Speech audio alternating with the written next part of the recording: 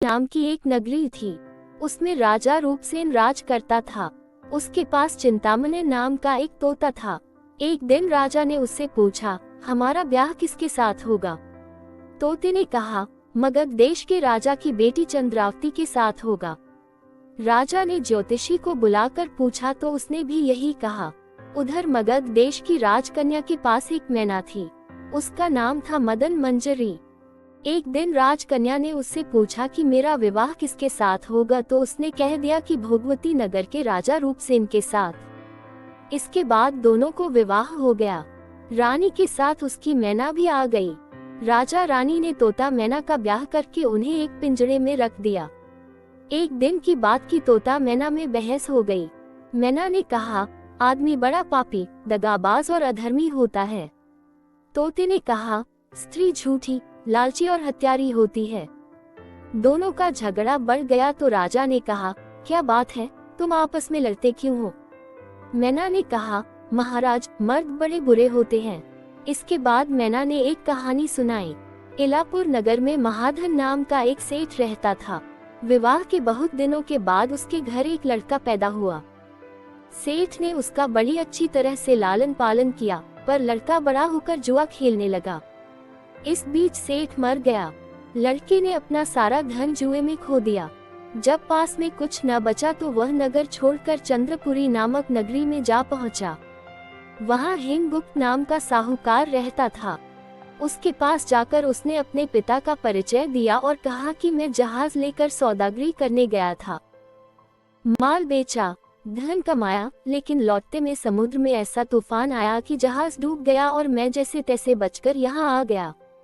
उस सेठ के एक लड़की थी रत्नावती।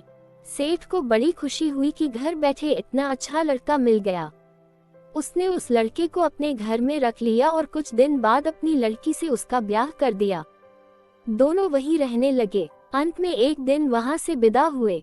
सेठ ने बहुत सा धन दिया और एक दासी को उनके साथ भेज दिया। रास्ते में एक जंगल पड़ता था। वहां आकर लड़के ने स्त्री से कहा, यहाँ बहुत डर है, तुम अपने गहने उतारकर मेरी कमर में बांध दो। लड़की ने ऐसा ही किया।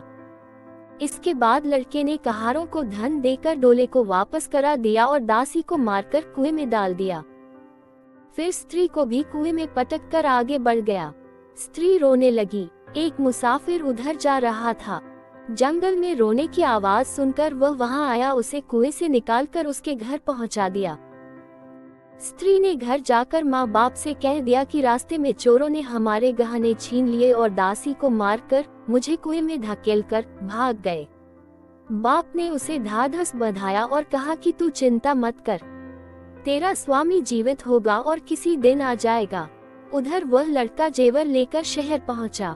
उसे तो जुए की लत लगी थी। वह सारे गहने जुए में हार गया। उसकी बुरी हालत हुई तो वह ये बहाना बनाकर कि उसके लड़का हुआ है, फिर अपनी ससुराल चला। वहां पहुंचते ही सबसे पहले उसकी स्त्री मिली। वह बड़ी खुश हुई। उसने पति से कहा, आप कोई चिंता न करें, मैंने यहाँ आकर दूसरी ही बात कही है। जो कहा था वह उसने बता दिया। सेठ अपने जमाई से मिलकर बड़े प्रसन्न हुए और उन्होंने उसे बड़ी अच्छी तरह से घर में रखा। कुछ दिन बाद एक रोज जब वह लड़की गहने पहने सो रही थी, उसने चुपचाप छुरी से उसे मार डाला और उसके गहने लेकर चंपत हो गया।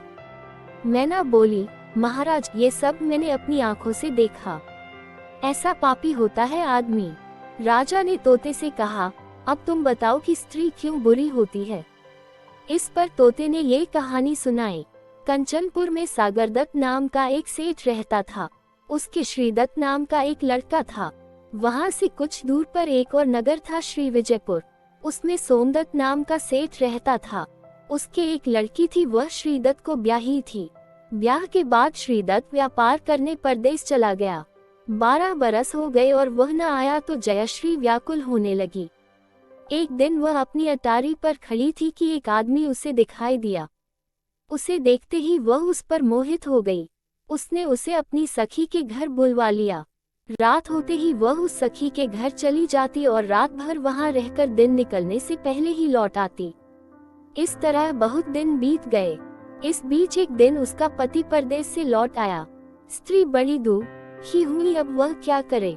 पति हारा थका था। जल्दी ही उसकी आंख लग गई और स्त्री उठकर अपने दोस्त के पास चल दी।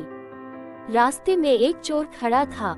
वह देखने लगा कि स्त्री कहाँ जाती है। धीरे धीरे वह सहेली के मकान पर पहुंची। चोर भी पीछे पीछे गया।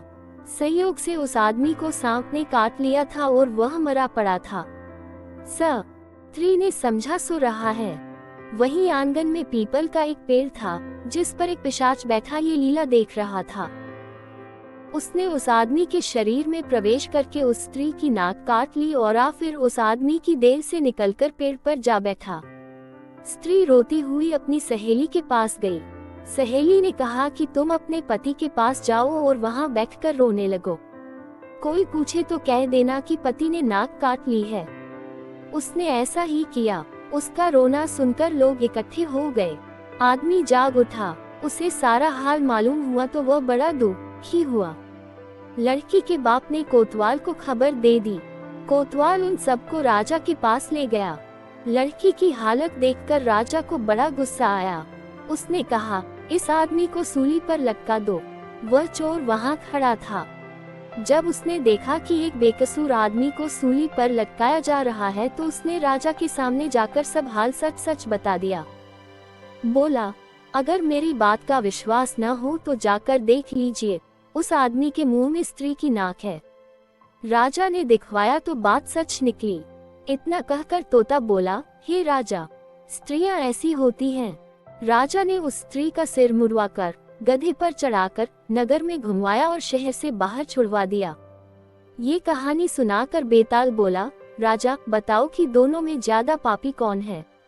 राजा ने कहा, स्त्री। बेताल ने पूछा, कैसे? राजा ने कहा, मर्द कैसा ही दुष्ट हो, उसे धर्म का थोड़ा बहुत विचार रहता ही है। स्त्री को नहीं रहता, इसलिए वह अधिक पापिन है। राजा के इतना कहते ही बेताल फिर पेड़ पर जा लटका। राजा लौटकर गया और उसे पकड़ कर लाया।